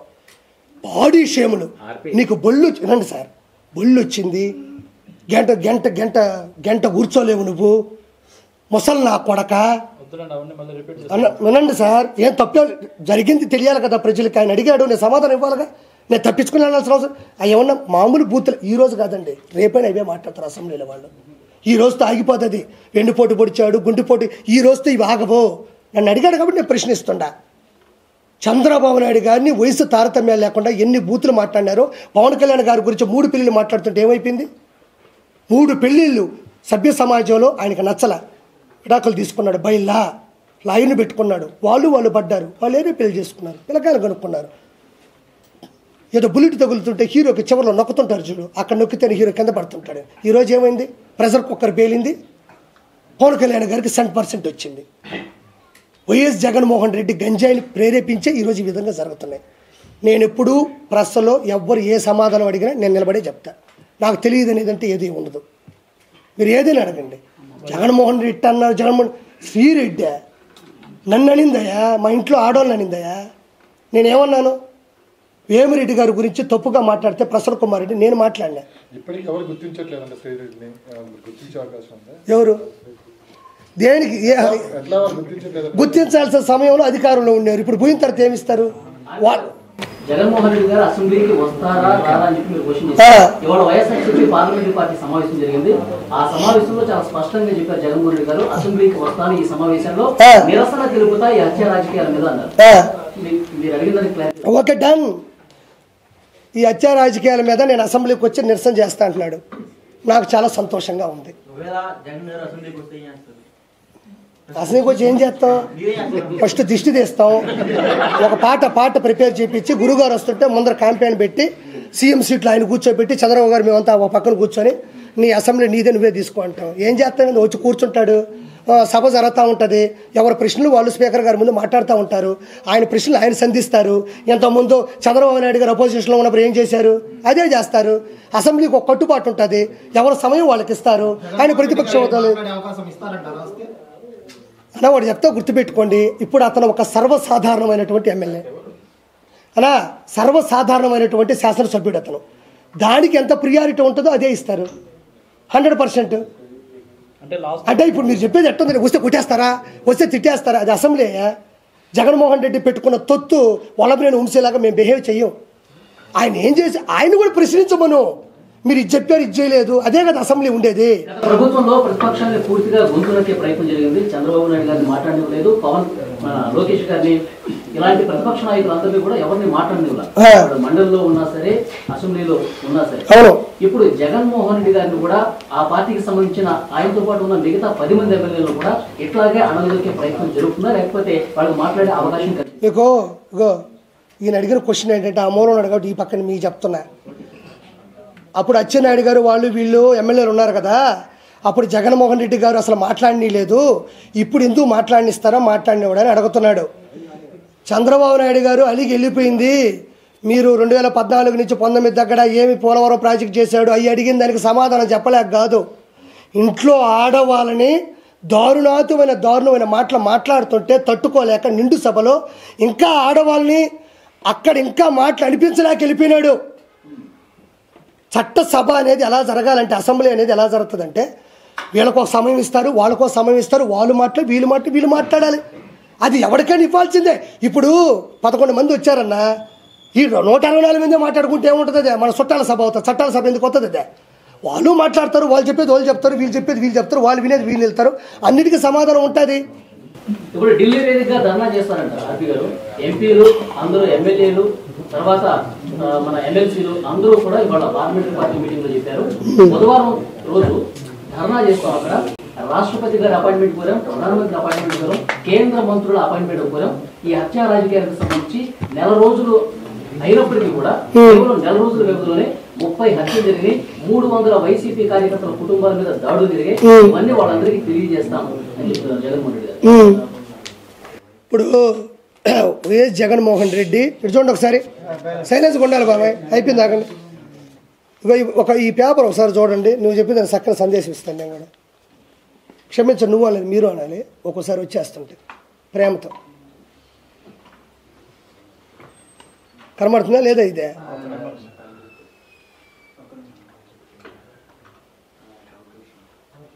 ఓకేనా? ఇది చూద్దాం. 2019 నుంచి ఈ రికార్డ్స్ నుంచి తీసుకున్నా, ఈ చట్టంగా ఉన్నట్టు 2019 నుంచి 2024 మధ్యన జగన్ పాలనలో హత్యలు చూడండి సార్. క్రమ సంఖ్య 1, వివిధ కేటగిరీలు సంఖ్య 3, బీసీ 300 మంది, ఎస్సీ ఎస్టీలు 188 మంది, మైనారిటీ సభ్యులు 11 మంది, మహిళలు 991, పార్టీ కార్యకర్తలు 79, ఎన్నికల కోడ్ సమయంలో హత్యలు 13, ఎన్నికల తర్వాత జరిగిన హత్యలు 6, మొత్తం 1588. ఇది 2019 నుంచి 2024 వరకు కూటమి గెలిచిన చివరిలో కావచ్చు, దాని ముందు వరకు జరిగిన వివిధ రకాల క్యాస్టులు కానీ ఒక క్రమ సంఖ్యలో 1588 హత్యలు వైఎస్ జగన్మోహన్ రెడ్డి క్రమంలో జరిగినాయి. నేను ఈరోజు కూర్చొని నేను అనేస్తా, ఢిల్లీ పోతా, మోడీ గారితో మాట్లాడతా అనేది అవుతుందా? నేను జగన్మోహన్ రెడ్డి ఇద్దరం ఒకటే. ఇప్పుడు నేను జగన్మోహన్ రెడ్డి ఇద్దరం ఒకటే. కిరాక్ కార్పి జగన్మోహన్ రెడ్డి ఇద్దరం ఒకటే. మాజీ సీఎం కదండి, మరి మీరేం చేశారు? ఎవరు? ఇప్పుడు మాజీ సీఎం అయితే మాజీ ఉంటే ఎంత తేడా వస్తుంది తెలుసు నీకు? ఇప్పుడు నేను మాజీ సీఎం అంటున్నాడు అన్న, ఇప్పుడు అవును నేను అంటున్నానబ్బా, నా ఆలోచన దృష్టిలో జగన్మోహన్ రెడ్డి నేను ఒకటే, నేను ఏం చేయలేడు, ఆయన ఏం చేయలేడు. ఏమన్నా చేస్తే ఇంకో ప్రెస్ మీట్ పెడతా, నేనే మాట్లాడతా. ఏమీ చేయలేడు, చింతకాయలు కూడా రాలవయ్యి. చెప్తున్నాడు కదా, మనిషి చచ్చిపోతే 15,000 ఇచ్చారా, 15,000 ఇచ్చారా, 15,000 ఇచ్చారా, అక్కడ తెలియదు మనిషి వ్యక్తిత్వం ఎలా ఉంది, సైకలాజికల్గా ఎలా ఉంది. గుర్తుపెట్టుకో, ఇంకో 3-4 మంత్స్లో జగన్మోహన్ రెడ్డికి శస్త్రచికిత్స ఎర్రగడ్డలో కావాలి. ఇప్పుడు నుంచే టోకన్ తీసుకుంటే చాలా మంచిది, అందులో నో డౌట్. సీఎం పదవులుగా జగన్మోహన్ రెడ్డి గారికి ఎక్కడికైనా వెళ్ళాలన్నా పరదాలు కట్టుకుని అక్కడ చెట్లన్నీ చేశారు. అవును, నిన్న అదేం లేదు, మరి ఎలా వెళ్ళారు? ఏది నిన్న వినుకొని వెళ్ళారు కదా సార్. ఇప్పుడు పరదాల్లో లేవని ఎవరు చెప్పారు మీకు? పరదాల్లో లేకపోతే 10 మంది ప్రెస్ మీట్ పెట్టి మాట్లాడుతున్నప్పుడు మధ్యలో మాట్లాడితే తటకన కోపం ఎందుకు వస్తుంది? నీకు అది పరదాలు కాదా? 10 మంది ఉన్నారా ఇక్కడ? ఇదిగో ఇవన్నీ ఉండవు, ఇదిగో ఇక్కడ మహా ఉందో, బిగ్ టీ ఉంది, TV5 ఉంది, ABN ఉంది. మీరు నాతో మాట్లాడుతూ ఉన్నారు, నేను గబగబ మీకు చెప్పేసి మీరు నన్ను ప్రశ్నించే లోపల నేను వెళ్ళిపోతే అది పరదాలు కాదా? పరదాల మాట బతకడం కాదా? అక్కడ పోయినాడు, ఏం మాట్లాడాలా? కాసేపు ఏడవాలి కదా, యాక్టింగ్ అన్నా చేయాలి కదా. పోయిందానికని యాడ్ చేసినాడా? యాక్టింగ్ అంటే నేనేం తప్పు అనడంలే, కనీసం పోయిన దానికి మన బాధ వచ్చినా బాధ రాకపోయినా ఎంతో కొంత బాధ రావాలి కదా, అది కూడా చేయలేదు కదా. రాష్ట్రపతి పరిపాలన రాదు వాడు చెప్తానంటే ఫైనల్గా ఆయన దూరం ఇంతసేపు ఉన్నంత వరకు నేను గర్వంగా ఫీల్ అవుతున్నా. ఫైనల్గా ఏంటంటే అతను 2019 నుంచి 2024 వరకు 151 మంది ఎమ్మెల్యేలు, అంటే ఒకరు వెళ్ళిపోయారు, కోటమిరెడ్డి సీతారెడ్డి గారు, ఆయన నచ్చక తీసేయండి. 150 చిల్లర ఎంతమంది అయితే ఉన్నారో వాళ్ళు ప్రతి ఒక్కరూ అవినీతి చేశారు, కొన్ని వేల కోట్ల రూపాయలు. వాళ్ళు ఏమనుకున్నారంటే రాబోయేది మనమే, రాబోయే 30 సంవత్సరాలు మనమే అని ఏ తప్పును కూడా కప్పి పెట్టే ప్రయత్నం చేయలేదు, కప్పి పెట్టలేదు, అలా వదిలేశారు. To be continued. ఇప్పుడు నేను చెప్తున్నా, ఈ 5 సంవత్సరాల్లో 150 మంది ఎమ్మెల్యేలు జైలుకి వెళ్ళబోతున్నారు బయలా. నాకు తెలుసు, నెల్లూరులో నేను చూశాను, యంగడగిరిలో చూసా, సూర్యాపేట చూసా, కోవూరు చూసా, కావలు చూసా, ఆత్మకూరు చూసా. 150 మంది వెళ్ళబోతూ ఉన్నారు. మీరు అడిగిన దానికి ఒకటే, ప్రతి ఒక్కరూ అవినీతి చేశారు. నాకా నేను ఎప్పుడు ఏది అనుకోలేదు, నేను జీవితంలో ఏది అనుకోను, అంటే పోతా ఉంటా. మొన్న చెప్పి వెంకటేశ్వర స్వామిని నేను ఇంకోసారి చెప్పండి. నేను పవన్ కళ్యాణ్ గారికి థ్రెట్ ఉందని చెప్పి ఇంటెలిజెన్స్ బ్యూరో హెచ్చరించింది. మీరు ఇన్ని ఆరోపణలు చేస్తున్నారు, మీకేమైనా థ్రెట్ వచ్చే అవకాశం ఉంది? నాకా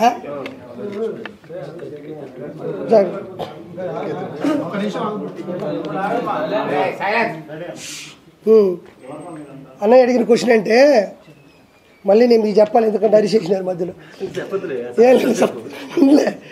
ఏం లేదన్నా, ఇప్పుడు పవన్ కళ్యాణ్ గారికి ఇంటెలిజెన్స్ రిపోర్ట్ ఇచ్చి థ్రెట్ ఉంది, మరి నీకు లేదా అన్నాడు. ఆయనకే ఉన్నప్పుడు నాకు ఎందుకు ఉండదు? ఏం స్వామి, అంతమంది బాడీ గార్డులు ఆ విధంగా క్యాడర్ పెట్టుకొని ఆయనకే ఉన్నప్పుడు నాకెందుకు ఉండదు? నన్ను మెడయించి చంపుదాం అనుకుంటారు. ఆ దైవ సంకల్పం, నా సంకల్పం కాబట్టి బతుకున్నాను అంతే. ఇది 100% కరెక్ట్, అందులో నో డౌట్. సరే, లాస్ట్ గా నిన్న జగ్గిరెడ్డి గారు ఎక్కడెక్కడి నుంచో తిప్పుకొచ్చి చిరంజీవి గారి ఫ్యామిలీ కట్టించారు, ఏదో సంగారెడ్డి నుంచి. ఏంటి ఎక్కడ ప్రపంచంలో ఏది జరిగినా చిరంజీవి గారి ఫ్యామిలీకి ఎందుకు తగిలిస్తారు? ఏముందలేండి, ఇప్పుడు ఒక మనిషి మీద ఇగో ఉండొచ్చు. ఇప్పుడు ఆయన పార్టీ పెట్టి వెళ్ళిపోయినా కూడా ఏమి అంత అజాత శత్రువుగానే ఉన్నాడు తప్ప ఎవరు మాట అనేది లేదు. కాబట్టి 4 మాటలు మాట్లాడితే తగిలిస్తే బాగుంటుందని ఉద్దేశం. పోసాన గారికి చిరంజీవి గారికి ఏం సంబంధం? శ్రీరెడ్డి చిరంజీవి గారికి ఏం సంబంధం? అనవసరమైన సంబంధాలన్నీ ఆడాడే జరుగుతుంటాయి. ఆడ బీఆర్ఎస్కి టీడీపీ, మన బీఆర్ఎస్కి వైఎస్ఆర్సీపీకి ఏం సంబంధం? వాళ్ళ కడుపు మండింది కాబట్టి. వాళ్ళకి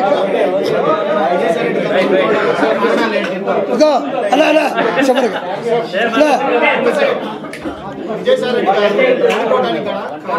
అయ్యా ఒక మాట చివరిగా, విజయసాయి రెడ్డి గారు ఓడిపోవడానికి కారణాలు ఏంటి అన్నాడు. కారణాలు కాదు, దారుణాలు. నెల్లూరు జిల్లాలో ఉండే కాన్స్టిట్యున్సీలో, మొత్తం కాన్స్టిట్యున్సీలో వేమిరెడ్డి ప్రభాకర్ రెడ్డి గారికి ఒక చరిత్ర ఉంది. ఒక హై స్థాయి పర్సన్. ఇలా ఏటూ ఉండే వ్యక్తి, ఏటూ చెట్టు వ్యక్తి మీద గెలవడం కష్టం. చాలా చిన్నపిల్లలు అడిగినా నెల్లూరులో చెప్తారు, వేమిరెడ్డి గారిని తట్టుకునే శక్తి కానీ ఎవరికీ లేదు. అలా అని చెప్పి ఇతను నేర చరిత్ర ఉంది. కాబట్టి 2,60,000 ఓట్ల మెజారిటీతో ఆయన గెలిచాడు. అది ప్రత్యేకంగా చెప్పలే. మరి ఆదాల ప్రభాకర్ రెడ్డి గారు మొత్తం టీడీపీ